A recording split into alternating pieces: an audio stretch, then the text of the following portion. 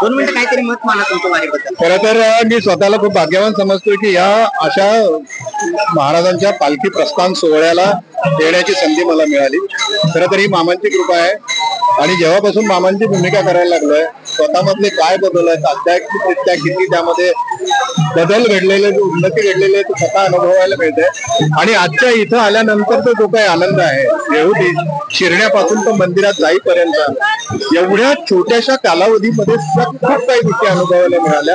ती ऊर्जा आणि ज्या प्रकारे आपला माइंडसेट तयार होतो, म्हणजे काय भावना आहेत ते शब्दात नाही व्यक्त करता येणार. आणि हेच मागणार जेव्हा महाराजांनी मागितलंय जगाच्या कल्याणाचा मार्ग, परमेश्वरा जगाचं कल्याण होईल.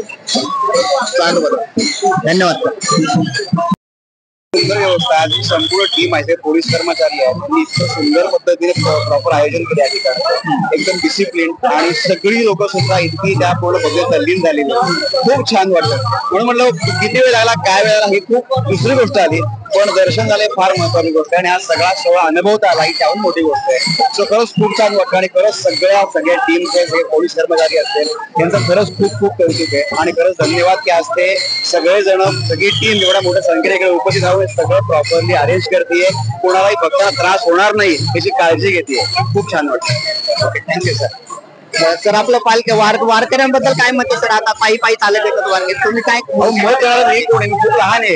मी खूप लहान आहे मत देणार आहे. मी सांगतो ना की मी हे सगळं उलट म्हणजे हा अनुभव घेऊन गोष्टी आपण शिकतो यांच्याकडून. आणि फार मोठे आहेत. म्हणजे आज म्हणजे मी खरं सांगतो, मी नाही मत मांडू शकत. मी एवढंच म्हणेन की सगळ्यांना खरंच माझा नमस्कार आहे.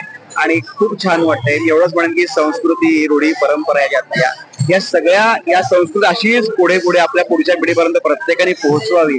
आणि ती पुढच्या पिढीपर्यंत पोहोचतीये. आता वारीत पण बघितलं तर अगदी लहान मुलापासून ते वयोवृद्ध माणसांपर्यंत प्रत्येक जण या वारीमुळे तेवढ्याच उत्साहाने आणि तेवढ्याच एनर्जी सहभागी होत आहे. सो खूप छान वाटतं. आणि एवढंच म्हणेन की दरवर्षी हा योग मला यावा आणि दरवर्षी मला या सोहळ्यात सहभागी होता यावं, एवढंच म्हणेन मी.